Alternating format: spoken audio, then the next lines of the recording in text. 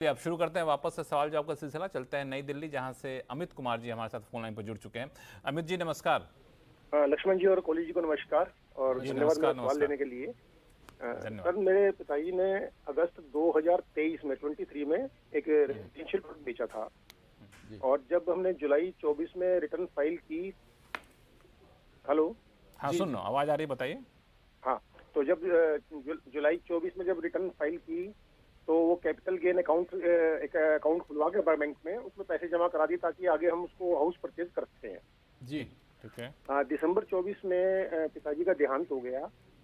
तो अब वो जो अप्रैल में बैंक वालों ने वो अमाउंट जो कैपिटल गेन अकाउंट में थी, क्योंकि मैं नॉमिनी हूँ उसमें, तो मेरे सेविंग अकाउंट में ट्रांसफर कर दी वो अमाउंट।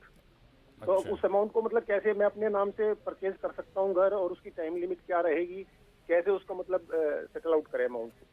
जी, बहुत अच्छा सवाल है लक्ष्मण। देखिए कि आयकर आपको, अगर हम संसार से चले भी जाते हैं तो आयकर की जिम्मेवारी हमारे लीगल एयर के ऊपर बनती है। वो आप उस जिम्मेवारी से मुक्त नहीं होते हैं। हमें तो पहले खेद है आपके पिताजी के देहांत का में।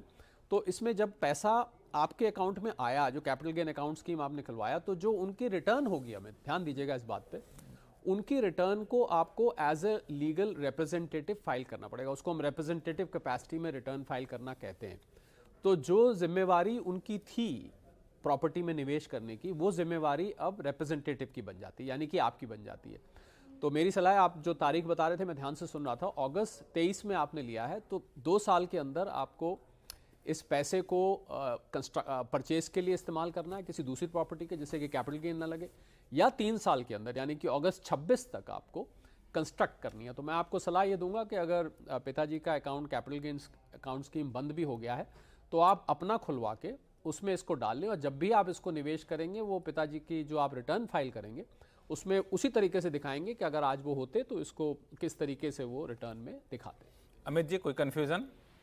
नहीं, मतलब मेरे सेविंग में अकाउंट भी पैसे उन्होंने बैंक वालों ने डाले हैं, तो मैं कैपिटल गेन अकाउंट दूसरा खुलवा के उसमें पैसे ट्रांसफर करूं पहले? जी बिल्कुल, आप दूसरा खुलवा के, और क्योंकि रिटर्न आप पिताजी की फाइल करेंगे एज ए लीगल रिप्रेजेंटेटिव, तो आप उस पैसे को वहीं से निवेश करके और उसमें एग्जेम्पशन सेक्शन 54F में क्लेम करेंगे। चलिए, अगर कोई कंफ्यूजन हो तो फिर से लिखिएगा टैक्स गुरु को। टैक्स गुरु आपको बाकी उलझन अगर होगी तो दूर कर देंगे। वैसे बहुत ही आसान भाषा में समझा दिया कोहली साहब ने। अब चलते हैं गाजियाबाद, जहां से शंकर ऋषि जी हमारे साथ फोन लाइन पर जुड़ चुके हैं। शंकर साहब नमस्कार। नमस्कार सर। नमस्कार। आपका नाम क्या? शंकर ऋषिकेश? नमस्कार जी, नमस्कार। सॉरी, आपका पूरा नाम क्या है? ऋषिकेश। ऋषिकेश, अच्छा। वो मैंने कहा ऋषिकेश से हैं कि गाजियाबाद से हैं, तो पता चला नाम ही ऋषिकेश है। चलिए, बहुत अच्छा नाम है। बताएं। नाम ही ऋषिकेश है। अच्छा, शंकर भी हैं, ऋषिकेश भी हैं, बहुत बढ़िया। बताएं, क्या उलझन है आपकी? जी, एक गांव में एक पैटर्नल प्रॉपर्टी था जो बाप दादा के नाम पे था, और बंटवारा में वो पेपर पे लिखा हुआ था पिताजी के नाम पे, जिसको अभी हाल ही में बेचा है। तो लैंड जो है एग्रीकल्चर लैंड है, जो अभी पिताजी के नाम पे भी नहीं है, लेकिन बिकने के बाद वो जो खरीदा है उससे वो पैसे मेरे अकाउंट में ट्रांसफर कर दिए, यानी सन के अकाउंट में, बेटे के नाम पे। जी, तो मेरा जानना है कि वो एग्रीकल्चर लैंड पे ऐसे लॉजिकली टैक्स नहीं लगना चाहिए, लेकिन फिर भी मैं सोच रहा था एक बार पता कर लूं ये कैसे ये टैक्स में आएगा या नहीं आएगा। बहुत अच्छा केस है ये। कई लोग हैं जो ऐसे पुश्तैनी जमीन बेचते हैं और फिर उनके बच्चों के खाते में पैसे आ जाते हैं। तो शंकर जी, इसमें 2 बातें का ध्यान रखना है आपने। पहला तो ये कि ये पहले टेस्ट करिए एग्रीकल्चर लैंड है भी कि नहीं। हालांकि एग्रीकल्चर लैंड है, पर आयकर में इसको एग्रीकल्चर लैंड मानने के लिए कुछ पैमाने दिए गए हैं। अगर वो किसी ऐसी जगह से है जहां 10,000 की आबादी है और 10,000 और 1 लाख तक की आबादी है म्यूनिसिपल लिमिट, तो उससे 2 किलोमीटर के रेंज तक ये चल जाएगी। उसके बाद अगर आप आबादी 1 लाख से बढ़कर 10 लाख तक है तो फिर ये रेंज 6 किलोमीटर हो जाती है। 10 लाख से ऊपर की आबादी है तो फिर ये रेंज 8 किलोमीटर हो जाती है। तो पहले तो आप देखिए कि म्यूनिसिपल लिमिट्स जिसको हम कहते हैं उसके इस दायरे में तो नहीं आ रही है, क्योंकि अगर आ रही है तो फिर ये agriculture land capital gain purposes से, यानी कि बेचने के पर्पसेज से वो नहीं बनेगी। अगर ये आ रही है, वाकई में एग्रीकल्चर लैंड है, तो कोई दिक्कत नहीं है। तो आपके अकाउंट में, क्योंकि एग्रीकल्चर लैंड अगर है तो उस पर कोई टैक्स नहीं होता है। तो अगर आपके पिताजी की लैंड थी, आपके अकाउंट में भी आ गई, तो पिताजी से आपको या तो विरासत मानी जाएगी या गिफ्ट माना जाएगा। दोनों ही तरीके से वो माफ होगा। पर अगर ये एग्रीकल्चर लैंड उसमें नहीं आ रही, जो मैंने लिमिट्स भरी है, तो फिर इस पर देखना पड़ेगा आपको शंकर के, इस पे कैपिटल गेन बनेगा, आपको कैपिटल गेन निकालना पड़ेगा बाकायदा। आपके पिताजी को जो ये लैंड कॉस्ट करी थी उसको कैलकुलेट करके, आपको पता होगा 2 तरीके हैं इंडेक्सेशन और नॉन इंडेक्सेशन के। इंडेक्सेशन करके निकालेंगे आप तो उसमें आपको 20% लगेगा, नॉन इंडेक्सेशन करके निकालेंगे तो 12.5% अब लगता है, और कॉस्ट टू प्रीवियस ओनर मानी जाती है, यानी कि आपके पिताजी को जो कॉस्ट किया था उस कॉस्ट को आप लेके चलेंगे। तो 2 चीज़ें आप जैसा मैंने कहा ध्यान रखें, पहला कि ये इन लिमिट्स के हिसाब से एग्रीकल्चर लैंड है कि नहीं है, और अगर है तो फिर कोई चिंता करने की बात नहीं, अगर नहीं है तो मैंने आपको कैलकुलेट करने के दोनों तरीके बता दिए।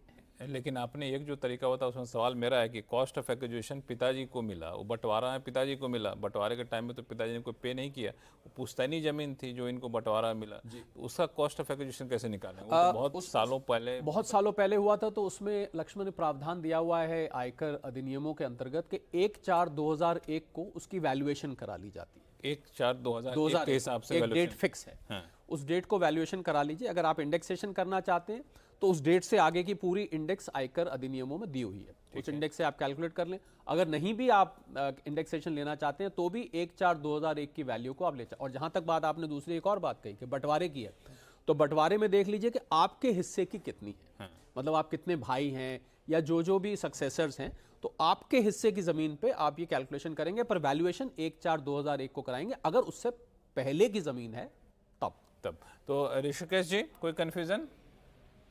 नहीं, जमीन तो 50-60 साल पहले की है, लेकिन नहीं, कंफ्यूजन नहीं, ये ठीक है। ये 2001 वाला मुझे नहीं पता था जी। तो इससे कम से कम कुछ तो वैल्यूएशन करंट मॉडर्न डेट पर आ जाएगा। और मैं ऋषिकेश जी बता दूं, जहां भी आप वैल्यू करने जाएंगे, जो वैल्यूअर्स होते हैं लक्ष्मण, ये सभी दर्शकों के काम की बात है, उन वैल्यूअर्स के पास 1/4/2001 की वैल्यूएशन करने की पहले से एक टेबल मौजूद रहती है। तो ऐसा नहीं है कि उनको घूमना पड़ेगा भाई इस टाइम उस टाइम क्या वैल्यू थी। ये जो म्युनिसिपल रिकॉर्ड्स होते हैं वहां से 1/4/2001 की आसानी से वैल्यू निकल आती है। तब तो आपको बिल्कुल अंत तक बता दिया है ना, A to Z आपके सारे कन्फ्यूजन दूर हो गए शंकर जी, अब कोई दिक्कत होनी नहीं चाहिए।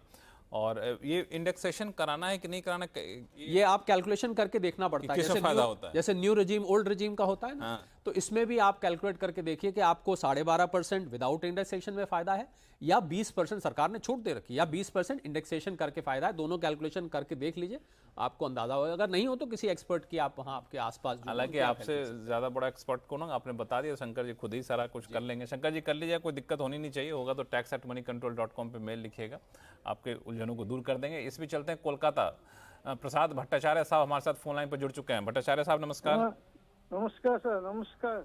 नमस्कार, बताया जाए क्या? प्रोग्राम बहुत इंफॉर्मेटिव होता है, बहुत अच्छा लगता है, एंजॉय इट। बहुत बहुत धन्यवाद। हमारे साथ गेस्ट ऐसे होते हैं कि सारी जानकारी रखते हैं 360 डिग्री। आप बताइए क्या, कौन सी जानकारी आपको चाहिए? हाँ सर, हमारा सोसाइटी में अराउंड 200 फ्लैट्स है। अच्छा। इसमें सोसाइटी में अभी तक RWA फॉर्म नहीं हुआ, it is in the process. अच्छा। Now builder is doing the maintenance job जी, and he is charging 18% GST on the maintenance amount. जी। And maintenance amount is much less than 7,500, which is the limit. Yeah. उसका argument, उनका argument ये है because it is RWA form नहीं हुआ, सो GST देना पड़ेगा आप लोगों को। तो ये थोड़ा क्लैरिफिकेशन चाहिए।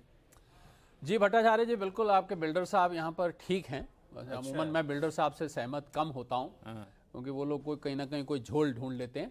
अगर ये RWA मेंटेनेंस ले रही होती तो 7,500 की लिमिट है।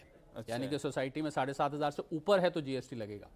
पर क्योंकि ये एक कोऑपरेटिव सोसाइटी नहीं है, वो बिल्डर एक बिजनेस के लिए काम कर रहे हैं, अगर वो बिजनेस के लिए चला रहे हैं, यानी कि बिल्डर तो प्रॉफिट मेकिंग होते हैं, तो फिर ये 7,500 की लिमिट नहीं लगती है। GST का बड़ा ये पेच है। फिर जितना भी वो ले रहे हैं आपसे मेंटेनेंस, उस पर GST भट्टाचार्य साहब लगेगा। तो बिल्डर साहब, फॉर अ चेंज मैं बिल्डर साहब से let me agree with him, तो वो GST आपको देना पड़ेगा। जब आपकी RWA बन जाएगी तो 7,500 से नीचे होगा तो आप इस GST से आपको छुटकारा मिल जाएगा। पर फिलहाल भट्टाचार्य जी, इस टाइम आपके बिल्डर ठीक है। बिल्कुल, आपने जो जानकारी दी कि 7,500 के बाद ही GST लगता है, वो जानकारी सही थी, लेकिन RWA फॉर्म नहीं हुआ है, ये इसमें पेंच है। और इस वजह से बिल्डर जो ले रहा है, जितने भी पैसे आप देते हो 7,500 से कम ही क्यों ना देते हो सोसाइटी चार्ज, आपको GST यहाँ पे देना पड़ेगा। और RWA जैसे बन जाएगा, आपने कहा कि वो प्रोसेस में है, तो फिर आपको 7,500 तक GST देने की जरूरत नहीं पड़ेगी। चलिए प्रसाद साहब, मैं उम्मीद करता हूँ कि आपका कन्फ्यूजन दूर हो गया होगा।